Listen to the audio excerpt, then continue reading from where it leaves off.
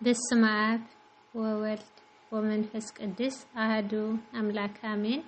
በስመ አብ ወወልድ ወመንፈስ ቅዱስ አሐዱ አምላክ አሜን። በስመ አብ ወወልድ ወመንፈስ ቅዱስ አሐዱ አምላክ አሜን። ሰላም ሰላም ናይ ዓለም ዩቲዩብ ቻናል ተኸታተልተይ ክብራት ኣሕዋተይ ከመይ ፀኒሕኩም? ክዕብፅሐኩም ንሻድሻይ ሰሙን ዓብይ ጾም ገብርሄር ዝብል ለማዓልቲ ከዓ ሒዘልኩም መፅአ ኒኹ ናብኡ ከብለኩም ኣታሕያዋይን እሙንን ኣገልጋሊ ፅቡቕ ገበርካ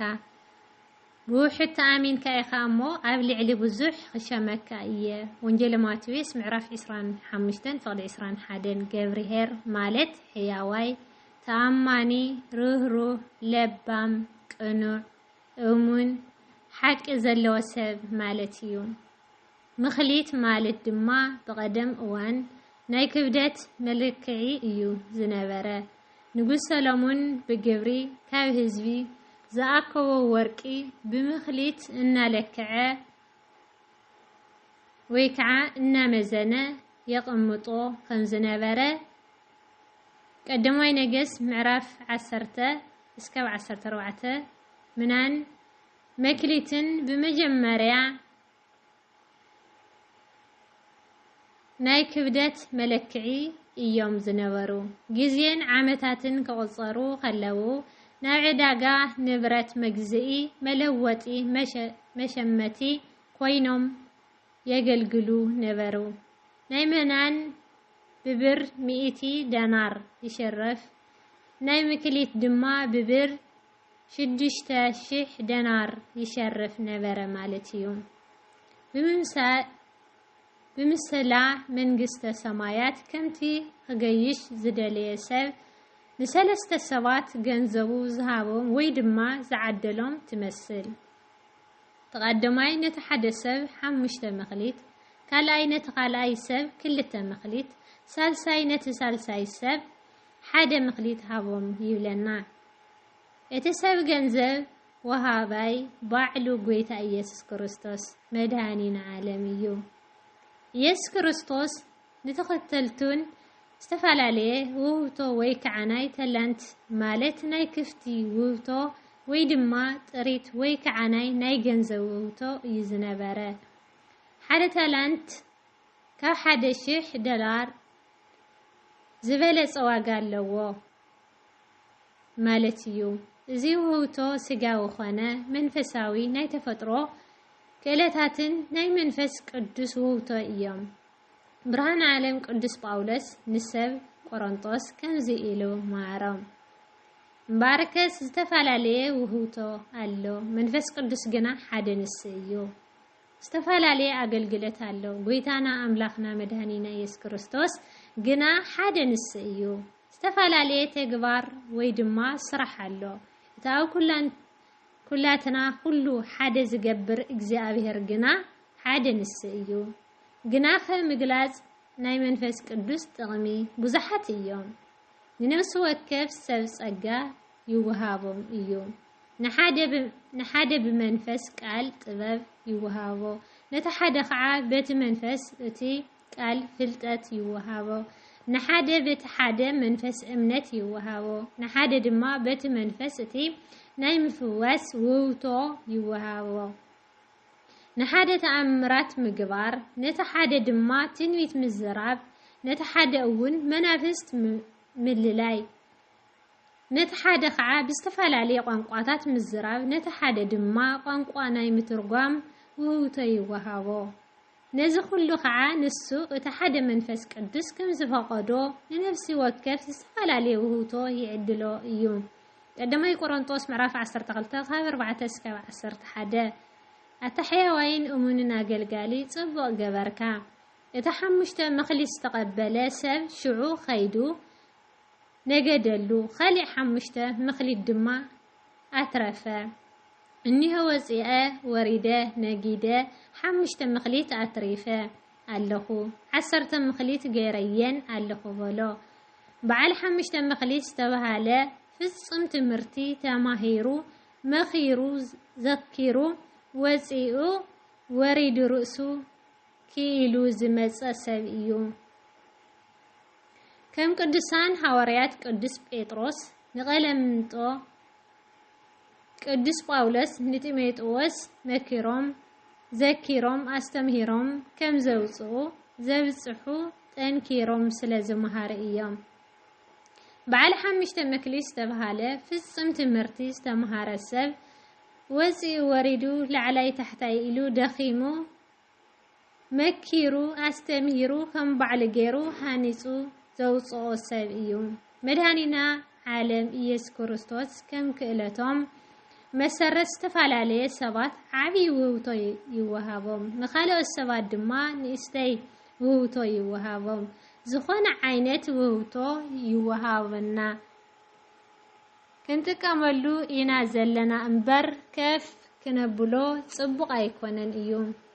መርአየት ተተዋሂብና ጠንኪርና ሓሪስና ሰሪሕና እኽሊ ዘርኢና ክነፍርየሉ ይግባእ ናይ ትምህርቲ ዕድል ውህብቶ ተተዋሂብና ነቂሕና ክነጽንዕ ክነንብብ ዝያዳ የድልየና ናይ ምምሃር ምስትምሃር ውህብቶ ተተዋሂብና ብዝግባእ ክነምህርን ክንግስጽን ክንምርምርን ሓላፍነትና ክነዋጽእ ናይ ግድን እዩ ናይ ምስራሕ ውህብቶ ተተዋሂብና ብትሕትና ብጥበብ ብትዕግስቲ ብምስትውዓል ንኩሉ ሰብ በሓደ ዓይኒ ምርኣይ የድሊ እዩ ናይ ሃብቲ ውህብቶ ተተዋሂብና ቅድሚ ኩሉ ንእግዚአብሔር ክነገልግለሉ ክንጸድቀሉ ክንባረኸሉ ይግባአና እዩ መድኃኒና ዓለም ኢየሱስ ክርስቶስ ንንሕድሕዱ ሰብ ዝተዋሃቦ ምኽሊት መሊሱ ክህቦ ኣይሕልውን እዩ ካልኣይ ነቲ ካልኣይ ሰብ ክልተ ምኽሊት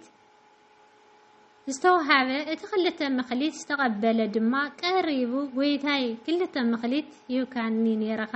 እኒ ከዓ ናይ ክልተ ካልኦት ምኽሊት ኣብ ልዕሊአን ኣትሪፈ ኣለኹም በሎ ጎይትኡ ከዓ ኣታሕያዋይን እሙና ገልጋሊ ጽቡቕ ገበርካ ብውሕቲ ኣሚንካ ኢኻ እሞ ኣብ ልዕሊ ብዙሕ ህዝቢ ክሸመካ እየ ናይ ሓጎስ ጎይታኻ እቶ በሎ ብዝተዋሃበዎ ብዝግባእ ዝተጠቐሙ ኣገልገልቲ ተሸይሞም ተሸሊሞም ተመስጊኖም እዮም ምኽንያቱ ብምድሪ እንሃለዉ ብንእስተይ ነገር እሙናት ኮይኖም ብምርካቦም መድኃኒና ዓለም ኢየሱስ ክርስቶስ ብሰማይ ብዙሕ ነገር ሓለፍቲ ገይርዎም እዩ ሳልሳይ እቲ ሳልሳይ ሰብ ሓደ ምኽሊት ዝተዋሃበ ሰብ እቲ ሓንቲ ምኽሊት ዝተቀበለ ግና ከይዱ ምድሪ ኹዒቱ ገንዘብ ጎይትኡ ሓብኦ ድሕሪ ነዊሕ እዋን ጎይታ እቶም ኣገልገልቲ መጺኡ ክጸባጸቦም ጀመረ እቲ ሓደ ምኽሊት ዝተቀበለ ድማ ቀሪቡ ጎይታይ ዘይረኣኻዮ ተዓጽድ ዘይበተንካዮ እትእክብ ጨካን ሰብ ምዃንካ እፈልጥ እየ ስለዚ ፈራሕኹኻ እውን ከይደ ነቲ ምኽሊትካ ኣብ ምድሪ ኹዒተ ሓባእኽዎ ሕዚ ከዓ እንሆ ገንዘብካ በሎ ኣተኸፉእ ሃካይ ኣገልጋሊ ዘይረኣኽዎ ከም ዝዓጽድ ዘይበተንክዎ ከም ዝእክብ ትፈልጥ እንተደኣ ነይረኻ ነቲ ገንዘበይ ንመሸረፍቲ ክትህቦም መተገብአካ ነይሩ ኣነ ከዓ መጺኤ ምስ ወለዱ ምወሰክዎ ነይረ እምበኣርከስ ነቲ መኽሊት ካብኡ ኣሕድግኩም ነቲ 10 መኽሊት ዘለዎ ሃብዎ እቲ ክፉእ ሰብ ኣገልጋሊ ርእሱ ንምክልኻል ፈተነ ብመወዳእታ ናይ ባዕሉ ገንዘብ እኳ ከቕሪ ኣይከኣለን እዩ እቲ ገንዘብ ተመንጢሉ ንኻልእ ሰብ ተዋሃበ እምበር ብእግዚአብሔር ኣገልግሎ እናሃለወና ብመንፈስን ብስጋዊ ብበረከትን ዘይንጥቀም እንተኾይና ውህብተና ንምንጠልኢና መንፈስ ቅዱስን እናሕዝኖ እንተ ኮይና ካባና ይርሕቐና ጸጋና ይግፈፍ በረከት ዘይብልና ሰባት ንኸውን ናይ እግዚአብሔር ውህብቶ ብዚ ኣገባብ ዝጥቀም ሰብ ቅጽዓቱ ብጣዕሚ ከቢድ እዩ ብናይ እግዚአብሔር ውህብቶ ብፍቅርን ብትሕትናን ዘይንጥቀም እንተ ኮይና እግዚአብሔር ምትላል እዩ ዝኸውን ናይ እግዚአብሔር ተቃወምቲ ንኸውን ብግድኡ እግዚአብሔር ድማ ይቃወመና ማለት እዩ ካብዚ የድሕነና ኣብዚ ግዜ ዘለናሉ ሰዓት ሕስድናን ስድነትን ይበዝሓሎ كم مريت تلعيلك ناي إمنت مرحتي مصراف يخون مورد ويدما مقصاص كاب حدا آمانية ويكعا كريستيانية زبل زي حلو تكبر يفصم علو نحنا نبعلتنا كاب حتياتنا كاب بدلنا موصا زي كالنا سباتنا هلونا نبعلتنا نصوح سب مسيلنا مزراو أدلي أيكونن كريستنا مسيلكا أيكونن إيو كوينخا مركب انبر اتي خفو بعل حدا مخليت مقنيات بمقرب بمصراف جنزو